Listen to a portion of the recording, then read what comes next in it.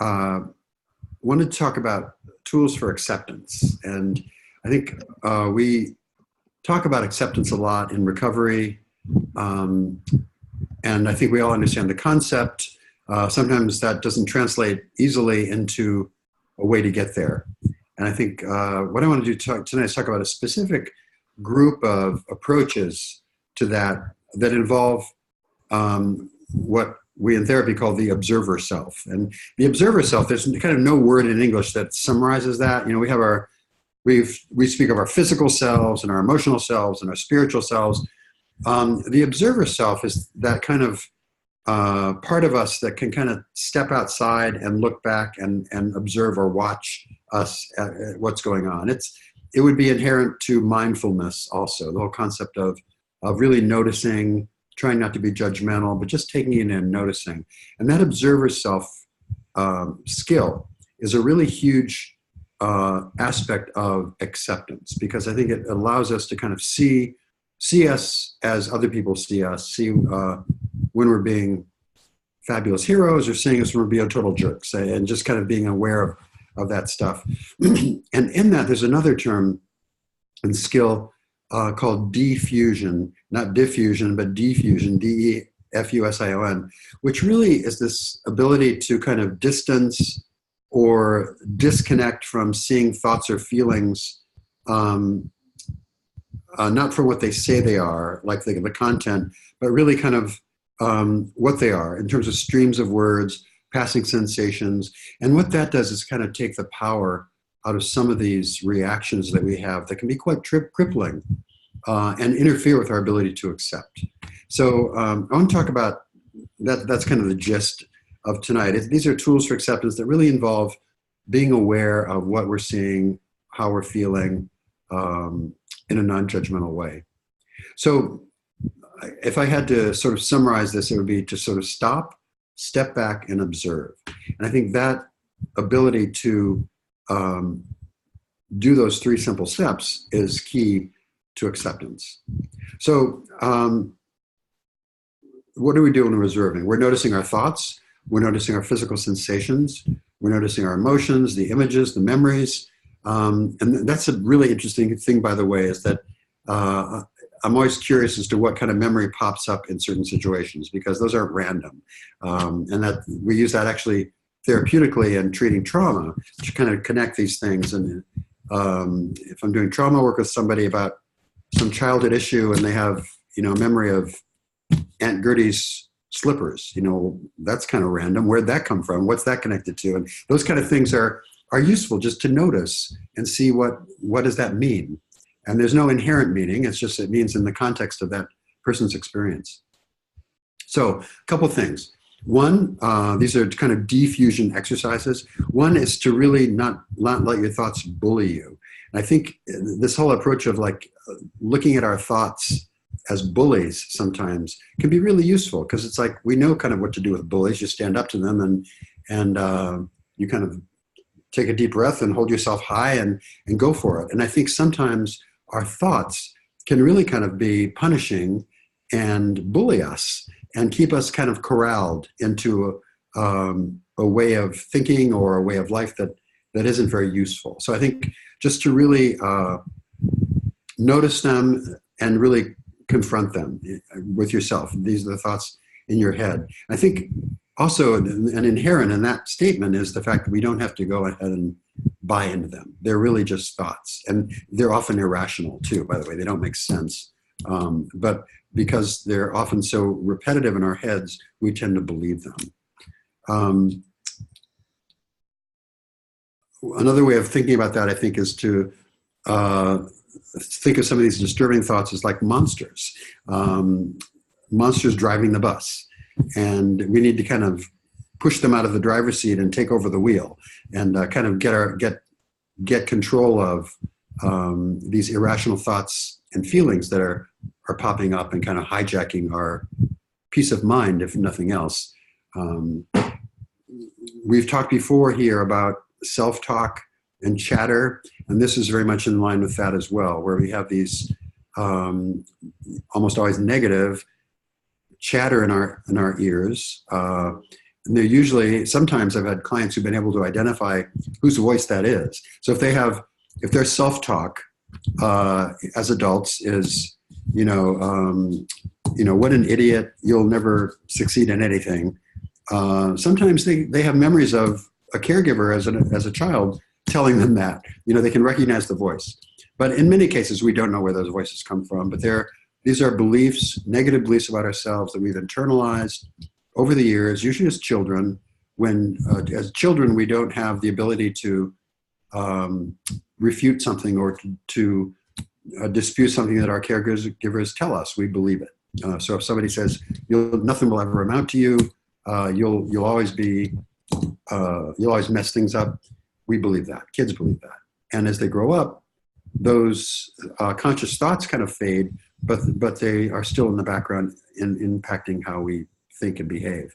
And sometimes they kind of spill over, they bubble up in terms of this self-talk.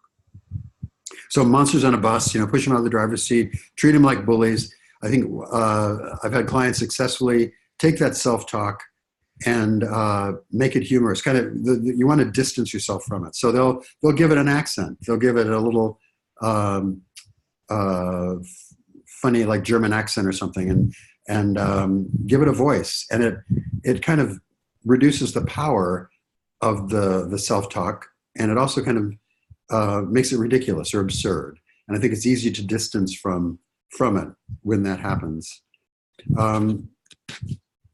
Another thing we do is just kind of do this chain of events where you have a thought, you observe a thought, and then you say, well, I'm having the thought that I'm observing the thought. It's a word process of distancing yourself from the disturbing thought.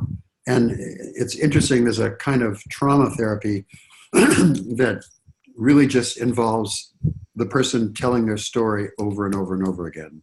And we know in 12-step program, the benefit of just being able to tell your story to someone and be heard. There's a great healing power in verbalizing and telling it. And when you tell things several times, the emotional baggage that's attached to the words does start to fall away, and people become less reactive. And as I say, there's a trauma therapy where people actually do this, and a lot of the trauma responses are reduced after telling their story, including the really kind of gritty details of the abuse or whatever the trauma was. Usually in 3 or 4 repetitions, it starts to lessen. So I think we can translate that into much more minor situations in terms of self-talk or bothersome thoughts, and really use that to our advantage by observing what's going on and distancing ourselves from it, and not being ashamed of it or not try to bury it, but really kind of express it. So that's kind of some of these strategies to kind of reframe the thoughts that are bothersome. I think in terms of other acceptance exercises that kind of incorporate those protocols, one is just to observe and then incorporate breath and then acceptance. And I like a kind of breathing called 4-7-8 breathing. There's a number of different therapeutic breathing exercises that have proven to be really powerful in terms of reducing stress when people are having fight or flight or a physiological kind of panic reaction. We always say to clients, breathe, but we often don't tell them kind of what to do. And people breathe rapidly, or they don't breathe long enough, or they do it wrong. Anyway, so the 4-7-8 breathing is nice and simple. I use it myself. It's something that can be done at a stoplight, but it's simply inhale for the count of 4, hold the breath for a count of 7, and exhale for a count of 8. So inhale for 4, hold for 7, exhale for 8. And if you do that basically 4 times, 4 cycles, that will create a physiological shift. And if you're feeling anxious, if you're feeling stressed, it'll actually calm yourself down physiologically. And it's hard to do. You kind of have to build up to that, because it sounds easy, 4-7-8, but it takes some practice to get enough air on the count, on only 4 counts, and hold it. And it takes a little bit of practice to work it out. But I think that idea of observing, using your observer self, breathing to kind of process the thought and then allowing or accepting whatever it is. Another thing in that regard is to observe the disturbing thought or trigger or activating event and allow yourself to get close to it, but don't actually kind of fall into it. And I think in that way, we can start to build a skill that not only helps us tolerate what that thought is, but we start to kind of get some control over our reaction to it. So if I have a fear about something, an irrational fear, if it's really a strong one, that fear will be paralyzing. I'll get a physical reaction. I won't do anything. And I think so to kind of approach the fear slowly, gently, go for it, watch myself. Gee, my stomach is tightening up. My breath is starting to get short. I'll back off again and back off and kind of get back to normal. Then start thinking about it again. Allow yourself to get closer. And basically you're kind of titrating or gradually increasing your ability to tolerate that particular thought. And what you find is that remember I talked about these thoughts as bullies, they have great power. And I think this really starts to lessen that. We start to see them for what they are. They're just thoughts, or they're just words on paper. It's the meaning that we ascribe to them or imbue them with that really gives them the power, and we can take that back. So I think that's another important thing. So to be able to tolerate, get close to it, observe what you're doing, and then if it gets really intense, back off a little bit and go. We tend to make the error, I think we had this discussion once here about boundaries, but I think we tend to think of black and white. So I'm either, I have walls up around me, I'm not letting anybody in, I'm not letting anything out, or I'm totally open and exposed and vulnerable and flooded with things and worried and anxious. And what we teach in therapy is that we control those walls. They're not all the way down or all the way up. They can be partly down, partly up. And we can start to control how much exposure we have to these different worrying, upsetting thoughts or beliefs, and start to manage them that way. And then ultimately dismantle them if they don't work. So I guess my bottom line here is that all these things are scary, but it's more how we react to them. We react automatically. We're not actually seeing something for what it is and processing it with our adult hats on. I think oftentimes if something's scary, if something is triggering, it's just human nature to revert or regress to an earlier time. That trauma maybe happened, or that reminds us of a time when that trauma happened, and we lose our adult tools. We become kind of helpless again and fall into that either a victim mentality, or we fall into a sense of powerlessness, and not in a good way. So I think to really take the sting out of these thoughts, to really see them for what they are, to observe ourselves as strong adults with all kinds of tools and resources, and really apply them. It's really just kind of taking the shock value out of some of these worrying thoughts and seeing them for what they are. And I'll just say, to close, I've been talking a long time, the timing is everything. I have a lot going on, and periodically I'll wake up in the middle of the night and 3 o'clock in the morning and have stress and stuff that seems kind of overwhelming and really worrying. And I always know, and now I just tell myself this at 3 o'clock in the morning, by the light of day, those problems are usually nothing, or can be fixed with a phone call or something. But I've always, it really has taught me how perspectives can change, and what looks like a catastrophe at 3 o'clock in the morning is like when dawn happens. And I think these thoughts are the same way. Depending on how we approach them, what we make of them, we can take their power away. Yeah.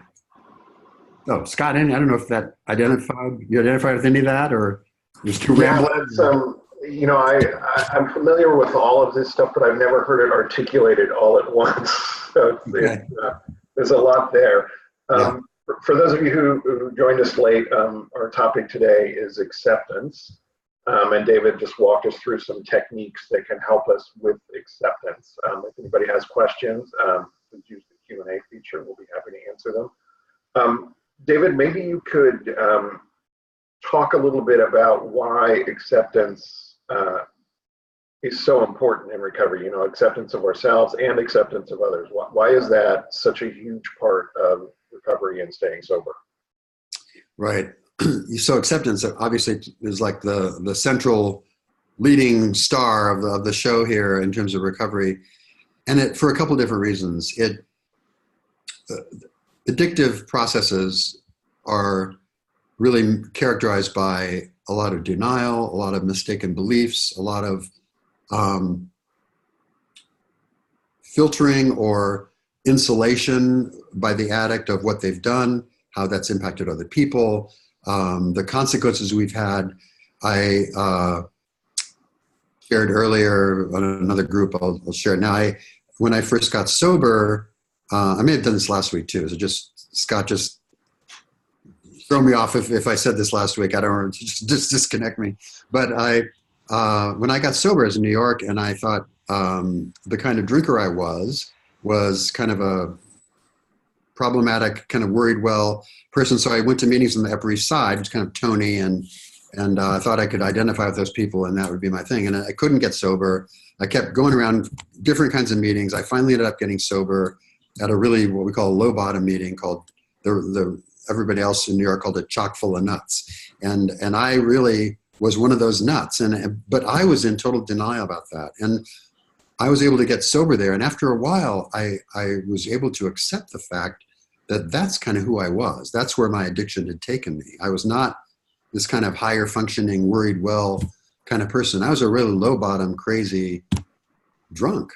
And the ability to accept that for me was the essential or critical doorway to recovery.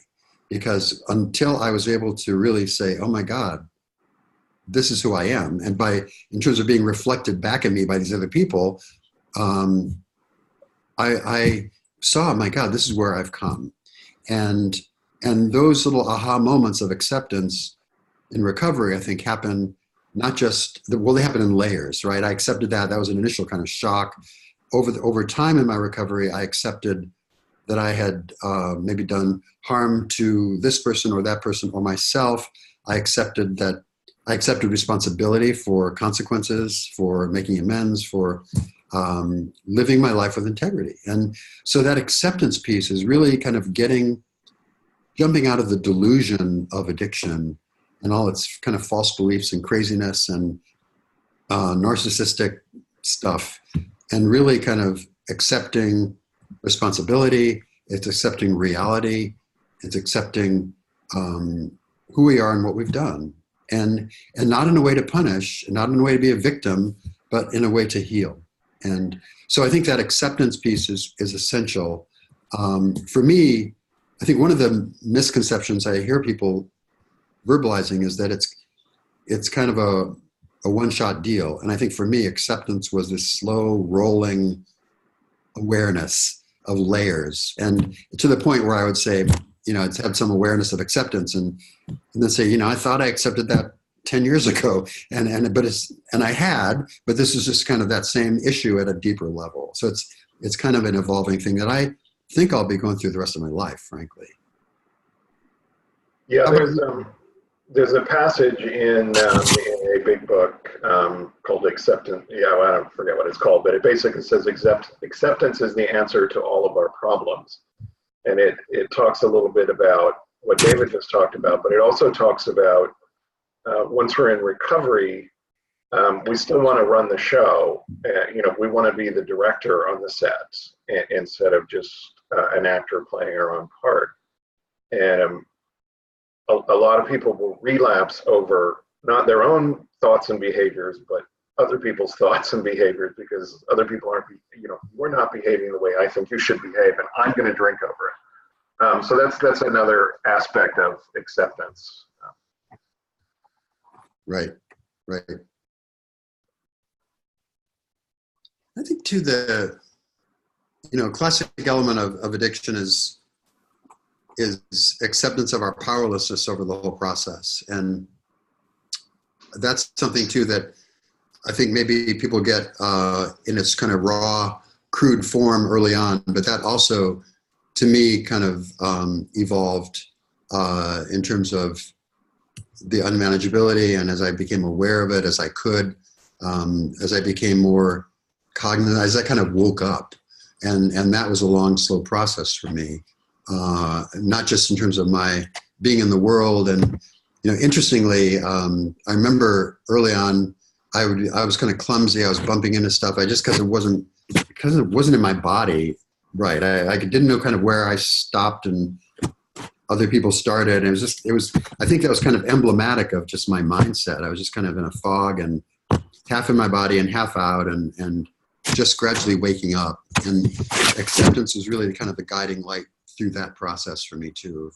No matter what, I was able to hold on to the fact that I was an addict, and that I was powerless over certain things. That acceptance of that was really the bottom line for everything. Yeah, I mean, step one of the 12 steps is we accepted we're powerless over our addiction and our lives have become unmanageable.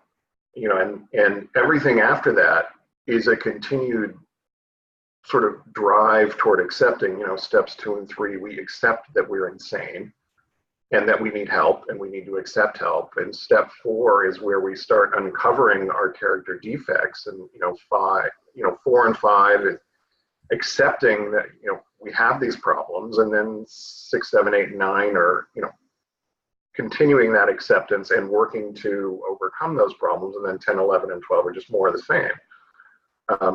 Right. The whole program is, people have said, was it Gabor Mate or somebody back in the day said, sanity is a commitment to reality at all costs. And that's what acceptance is, and that's what sobriety is. It's a commitment to reality. And if we're not committed to reality, we're still insane and we're still going to do insane things.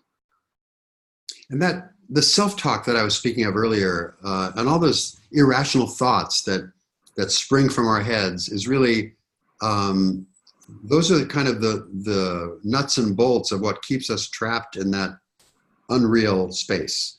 Insanity at its extreme, but I think just irrational thinking and screwy thoughts and mixed messages and wrong feelings and being a victim and being angry and being irrationally hurt, and just all that stuff is really locked into place by these thoughts and beliefs that if we can observe them and see them for what they are and work to accept the reality of those, and that means usually dispelling those, getting rid of them, that's a really key skill, important skill.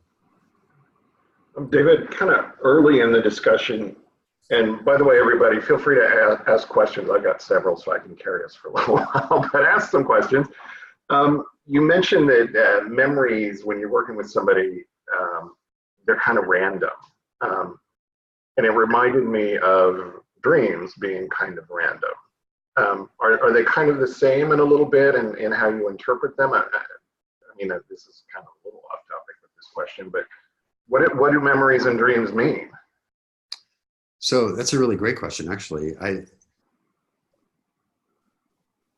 So we have this, our conscious brain is like this, the control room, right? And these are not conscious processes, but it's the brain that we're working around with, that the thinking part of our brains really controls stuff and controls stuff in a way that it keeps us certain beliefs about ourselves, certain realizations at a subconscious level, where it's just kind of out of conscious touch.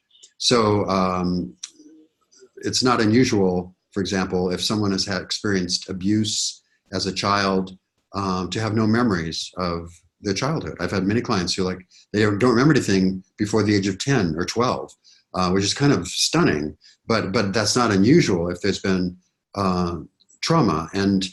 But those memories aren't gone. They're just not in conscious memory. And so when we're starting to poke around in those things, we start to see how they're connected. And the same thing goes with dreams, where that control, we're not awake.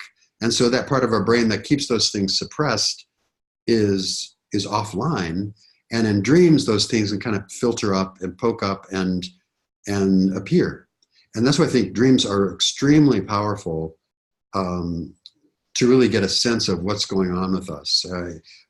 In therapy, we work with dreams quite a bit because they're often kind of a true reflection of what is going on in terms of beliefs or experiences. And they're often, I'm fascinated by them because they're very symbolic.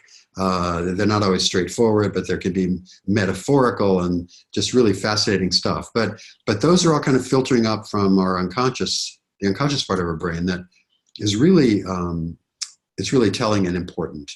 And so how does that relate to trauma? With trauma, as I mentioned, a lot of the memories get repressed. A lot of awareness gets lost to the conscious brain, to the adult. And so trauma therapies, with whatever, and there's many, basically start to kind of pull at a thread and to see what's going on. And what we find is that there's these chains or channels of memories, so that if, and it has to do with association. So if some event happened in one place, if another event happens that maybe has in the same time of year, or the same temperature outside, or somebody wearing the same color clothing, or the same feeling was expressed, or I've had trauma clients who had particular smells of someone's breath because they were being abused. That's been a trigger. So those kind of things, once we start to, they give us a string to follow to heal. Because that's not something that a person can consciously talk about in talk therapy, but it's really important. It's like an indirect way to get at that work, and I think it's fascinating. And I'd encourage everybody, if you don't have a dream journal, do, because the more you journal about your dreams, the more you'll remember, and it's some really powerful stuff in there. And one quick point to make about trauma: just because we repress it or bury it, or it's not in our conscious mind, as David said, it's still there, and more importantly, it is still affecting us. Our self-chatter derives sometimes from things that we don't remember. Our shame derives sometimes from things we don't remember. And this is the stuff that drives us into addiction and into unhealthy relationships. That's right. I will say, almost all addiction is really rooted in trauma. I mean, that's more and more we're understanding that. And as Scott said, the memories are there, even though we may not have conscious ability to recall them. But also, trauma gets trapped in the body. The body holds different traumatic memories. And there's a really fascinating, last 5 or 10 years, I've seen really amazing therapeutic processes for somatic work, for dealing with the body and releasing some of that trauma, like breath work, which is just really breathing in and out for a period of time, can be a tremendous release of trauma from the body. So it's really fascinating stuff. Okay, we've got a couple of questions here. The first one is about abstaining from sex with a spouse after the spouse's most recent relapse. It's a relationship of almost 4 years with a sex addict. First discovery before we were married, walked in on porn-assisted masturbation.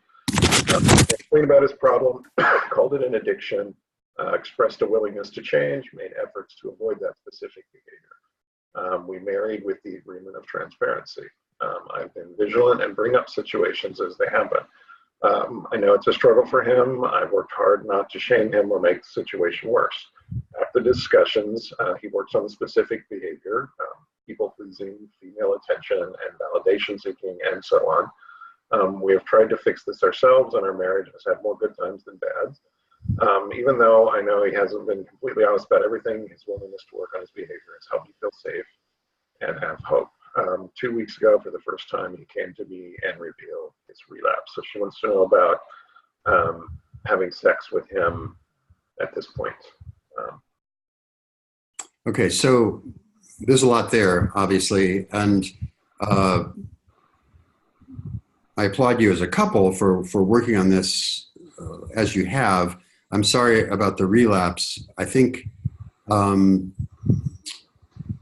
this is all your question is kind of very in a reporting kind of format. I'm not sure how you're feeling about this, but I imagine you must feel, I have a lot of strong feelings about it, and feeling very vulnerable and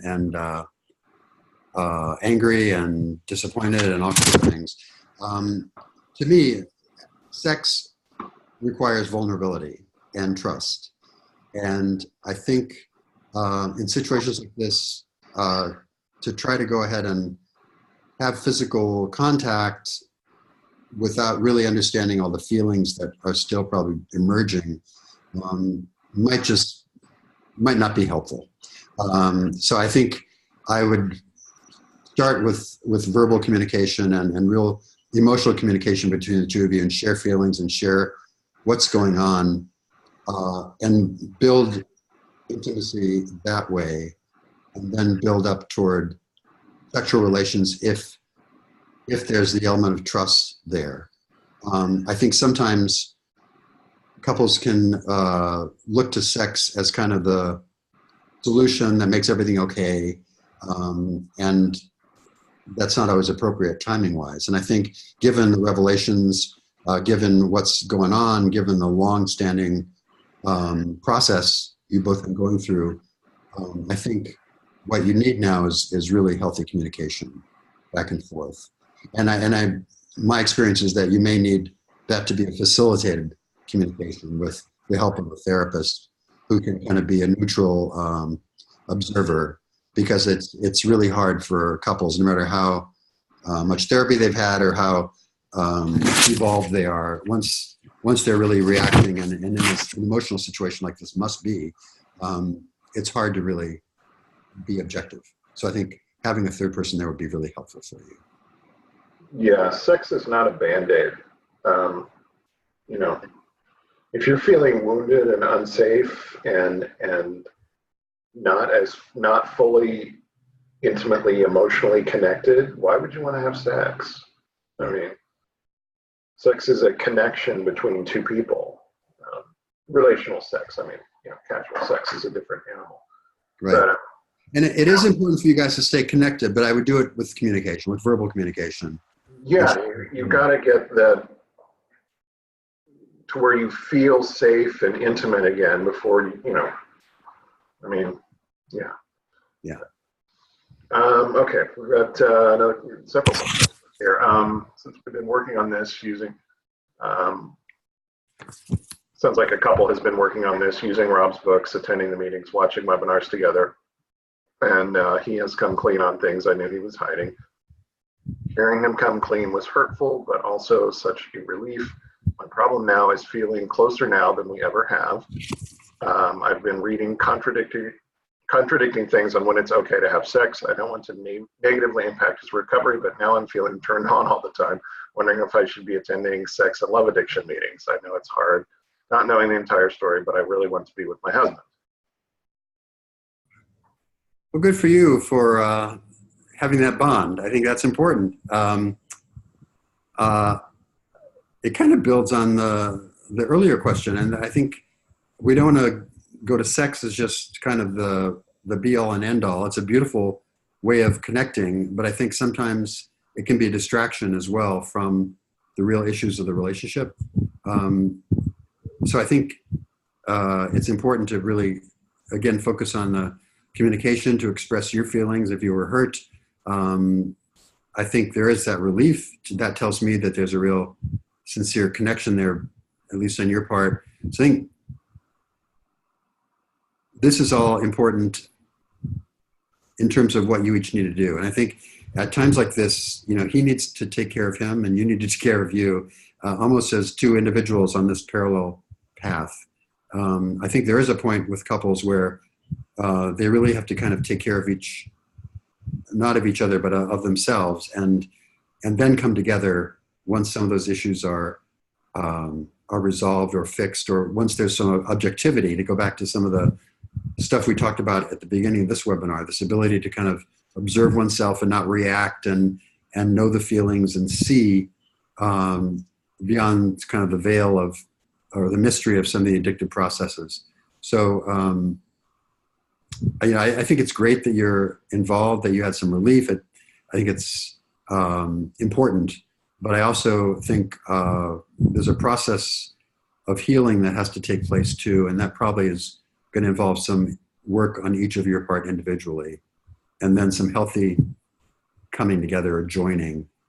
But I think there's a concept. It's not the same quite content-wise, but it's called spiritual bypass, right? And that means simply if somebody has a problem or a concern, a spiritual bypass is when they kind of leap over all the hard work of fixing that, working through it, and either find God or it's miraculously cured, or they kind of, it's too easy and too quick. And I think the danger of moving too fast on some of these inherently problematic situations can do that. It can kind of give a false sense of a pink cloud or a honeymoon. And I don't want to be really Debbie Downer here, but I think the work is slow and painstaking and careful. So I would treat yourself carefully, treat him carefully, and with respect and integrity.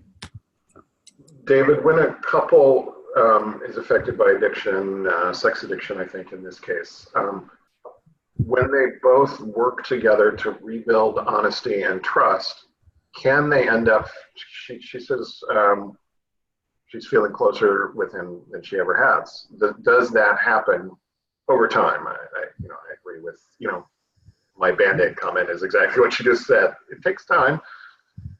Yeah, no, absolutely. And I think anytime there's that kind of magic potion of vulnerability and trust, that's highly appealing, and it can be highly arousing too. And so that makes sense to me. And I think, those are, as I said, there's some really positive signs in what you said. And I think it's really great. I would not get ahead of yourselves. But I think, and couples, this is what it takes. And this is the process for really intimate and respectful and healing couple, is to have these dialogues, have this conversation, have this developing trust and intimacy. And boy, when that happens, boy, do you feel connected.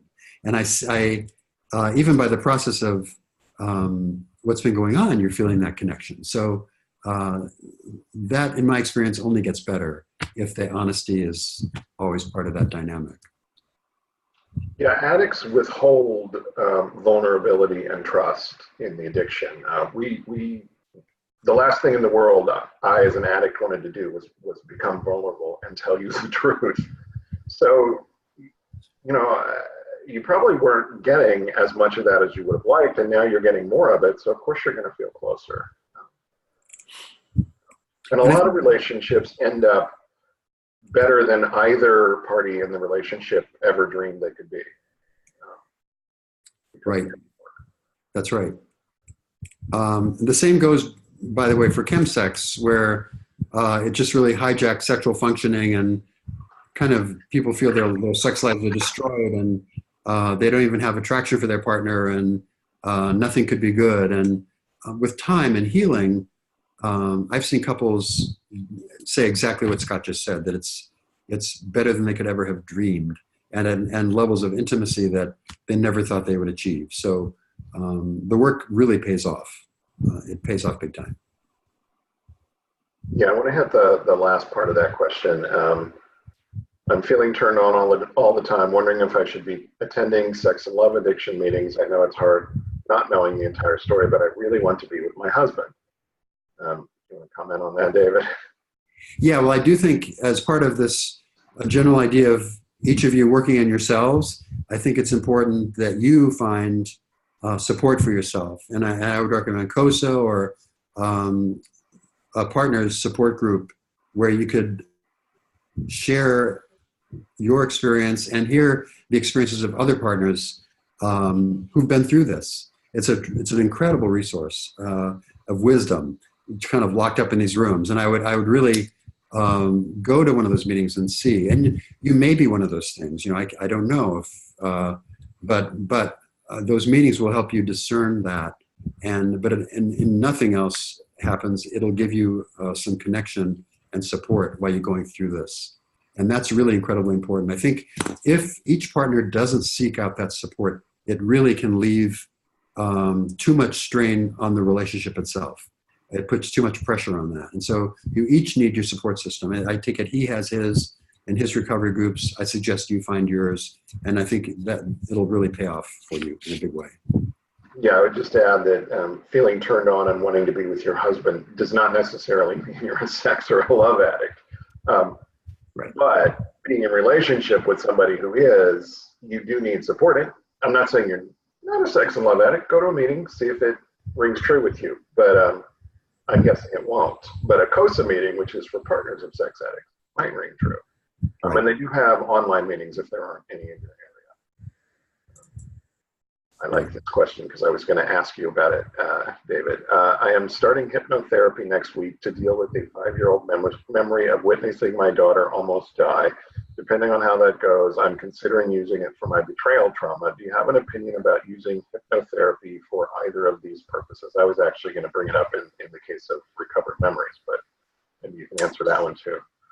Okay, so it just so happens that I'm an advanced clinical hypnotherapist. I have the certification, and I do use hypnotherapy in treating trauma, and I think it's a really powerful technique. I would look for the credential of the person. That does require some specialty training, but it can be a very powerful way to kind of relax that controlling brain, kind of turn it off. And by the way, clinical hypnotherapy is really just, it's deep relaxation. And everybody has this image of hypnotherapy as kind of the stage act where people are quacking like ducks or something. With clinical hypnotherapy, the person is awake. It's kind of a marvelously relaxed feeling, but the way I describe it, they're kind of have one foot in the memory and one foot in the room. They're totally awake. If I say wake up, they'll wake up. If they hear a noise, they can wake up. They can open their eyes at any time, but it's just they're in this relaxed state where the brain, the chatter, that self-talk is kind of turned down, and it allows access to some of these deeper memories that we just can't normally access. It's very powerful. What the standard protocol for that would be, in the case of trauma, would be to go back and look at what your reactions were in terms of your beliefs about yourself and the behavioral decisions that you may have made, and if those were productive or not. And therapists can help you change some of those. For example, if you were abused as a child, a hypnotherapist might go back and help you. You'll see that you concluded, I'm unsafe. And now you're an adult, you no longer feel unsafe, but that's still in the background and is informing things in the way we mentioned earlier tonight. So hypnotherapy is a powerful tool, and it's not something to be taken lightly. Scott mentioned recovered memories. Recovered memories are things like that we can't have conscious access to. And the reason I'm really pushing checking out the hypnotherapist is that when people are in that state, remember the conscious brain is kind of relaxed, asleep. So we're not only are things bubbling up that we might not have memories of, but people are very susceptible to suggestion. And so, and that can be therapeutically useful too. But if someone suggests something, that goes deep. And because our brain isn't saying, wait a minute, that's stupid, or stop that, or that doesn't make sense, or it just goes right in much the same way that kids take in stuff that their parents may tell them. So therapists, it's not ill-willed, but oftentimes if they're not skilled, can inadvertently make suggestions to someone that may not be helpful. And I think sometimes when we've heard about some of the more notorious cases of recovered memories, it's really kind of the therapist fishing for stuff and actually implanting or suggesting. So a hypnotherapist really has to be non-directive and really just kind of be that observer that I talked about before, without imposing anything on the process. But I think you'll have tremendous success with it. It's a really powerful therapy technique. So let's look at these examples. is wanting to look at a 5-year-old memory of witnessing her daughter almost die. What would the hypnotherapist be looking to accomplish in a situation like that? So I think, aside from the horror of the situation, what the long-term damage of that would be an ongoing trauma reaction.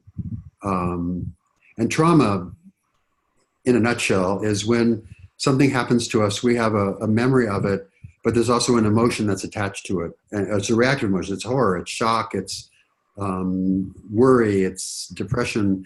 And when the trauma is strong enough, it overwhelms our brain's ability to kind of file that away. So normally we have memories of stuff, but we don't have it's been stripped of its emotion. The emotion is filed somewhere else. With trauma, every time you have the thought, you get the feeling. And what hypnotherapy could do would be to kind of help the brain process that. So you're not going to forget that your daughter nearly died, but your traumatic reactions and panic or fight or flight mechanisms or whatever's happening to you will be resolved. So it helps kind of manage the everyday impact of that event and the impact it had on your mind. So I think that's really useful. Was there another situation there? Yeah, but just to add to that, I think Brene Brown talks about foreboding joy. She talks about sitting in her daughter's room while her daughter's asleep at night and feeling such joy to have this beautiful little child, and also terror because she's afraid of what will happen. And I think that sounds like what you'd be trying to address there. The other one is using it for betrayal. Okay, and yeah, so betrayal. There can be, betrayal that happens just on its own, but I think sometimes what makes betrayal particularly painful is if it resonates with other experiences one has had in one's life. And so I, as a hypnotherapist, would go back and look at, and there's something called regression, where in this relaxed state, you kind of go back to the earliest memory, you had the same feeling. So the feelings you had when you were betrayed, I, as a therapist, would ask you to think back to the earliest time you had that same or similar feeling. And suddenly you start to get the sequence of events, this kind of chain of stuff that we're talking about, and to go back to the earliest source, and to go back to those, what were those core beliefs? What lessons did you take in from that experience, and what decisions did you make? So, you might have concluded that you were unsafe, and your behavioral decision was like, I'll never trust anybody again, or I'll never be vulnerable. And as we've said tonight, that kind of consciously fades away, but that's still there in the background. And so to truly work through these things, but it's very useful. It's very useful. Yeah, good. Got a follow-up question here. Her husband is already seeing a hypnotherapist to recall his acting out, specifically in the 90s. He's compartmentalized so much of that he has trouble remembering his history. This is to help her understand what was happening in his life, but I would assume it's also to help him understand it. Is that something you would do with a client, David? Yeah, I think sometimes memories get shrouded with time, or they never kind of got properly filed, or they were skewed to begin with. We had a sort of distorted view of what happened, and so I think hypnotherapy is a great way to kind of go back to the memory, to recall it. And memories are fascinating because, as I said, once you start pulling that string, they start to flow and you start to get more memories. And so the picture starts to fill out. And what I assume the therapist is doing is acting as that observer self that I mentioned at the beginning, that we can do for ourselves. He's noticing, he's witnessing, he's pointing out, but not directing, but just kind of helping.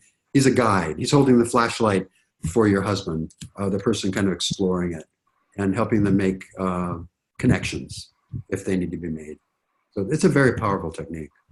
And I wish you both good luck with it. I think you'll have good results. Yeah, David, I'm glad you brought that back to the observer self and acceptance, which is our topic for the day.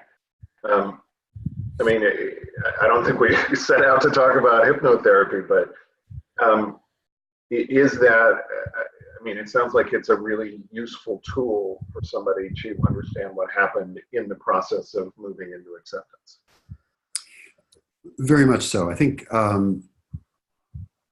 the bottom line, almost the goal of hypnotherapy, is to really develop acceptance of oneself, right? And that's the essential element of healing for addictions, I think, is compassion for ourselves and for other people, of course. But I think addicts are much harsher on themselves than almost anybody else, or at least they equal in terms of the feeling, having very low opinions of themselves amid all the grandiosity.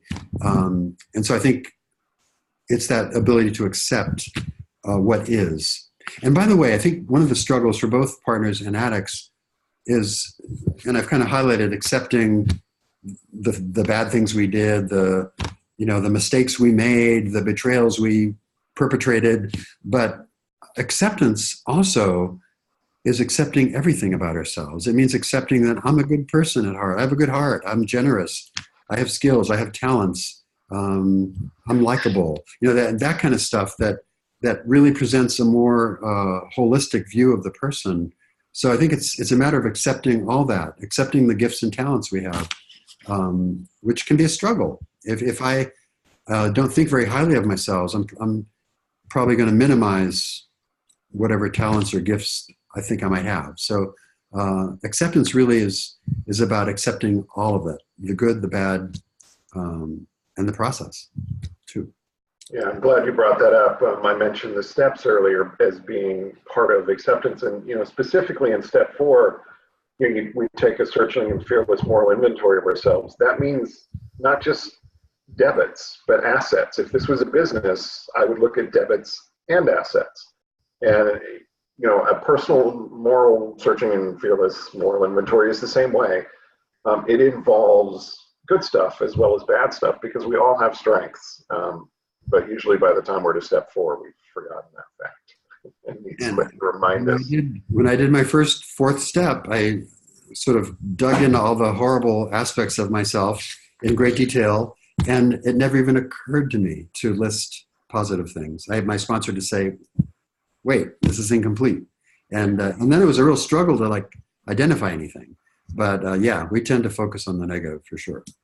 Sure. Yeah, every therapist I know, if I ask them, do clients find it easier to list 10 negative things about themselves or 2 positive things? And the answer is always, they'll do 10 negative way before 2 positive. Right. That's just kind of how we're wired, unfortunately. Yeah. And I think partners of addicts fall into that same trap, probably. Yeah. Well, we've talked before about negativity bias here, but we're kind of wired to notice danger and notice the negative things around us. That helps us survive back in the days of the saber-toothed tigers. But unfortunately, that wiring also predisposes us to kind of to focus on the negative sometimes. And if we've done that enough, we can start to really have a tunnel vision for only negative stuff in our lives. And it really takes a conscious practice to notice the good things. That's where we've often talked in this webinar at the power of a gratitude list. It's a little 5-bullet or 10-item thing that just reminds me of, it could be basic. I have a bed to sleep in tonight, and I have shelter, and I have food, or it could be much more. But I think just to balance out the crap that all of us have in our lives with the great gifts all of us have in our lives too.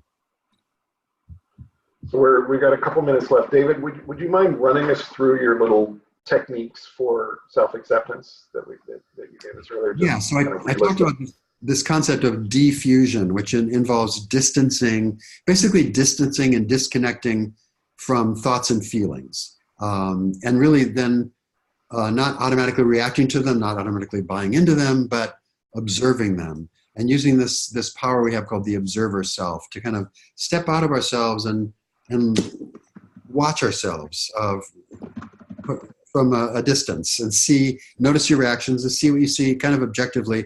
I ask when I talk about my clients with this, I say, what would a camera see? If you had a camera up in the corner of the room watching, what would that camera be recording? And it helps people kind of get into that. And so once they are in their observer self, to really start to notice the thoughts and feelings, not let themselves get bullied by them, to think about it as the thoughts driving the bus, to kind of kick it out of the driver's seat and get back in there yourself, to sometimes take that critical self-talk that we all have, that chatter in our heads, and do something silly like give it a funny accent or something, just to distance itself from you, and so on. Just different techniques to kind of take the sting out of the stuff that we're so prone to just freak out as soon as it comes into our consciousness, and pull the plug on the juice of that, and just kind of see it for what it is, and then correct it. Awesome. Thank you, David. Thank you, everybody, for attending. Before we go, David, we've got a suggestion for a future webinar. Oh, good. On recognizing the shadow and integrating it. I think the shadow can have a lot to do with holding on to addiction and or harmful behavior. Who said that? I love that. Yeah. I don't see it. Anyway, I'm all about shadows. So we're going to take this thing into some deep Jungian stuff, and right up my alley. But okay, that's a great topic. Yeah, and I'll talk about shadows next time. Cool. All right, thank you, everybody. We'll see you next week. I'll see you next week, David. Okay, thanks, Scott. Bye-bye.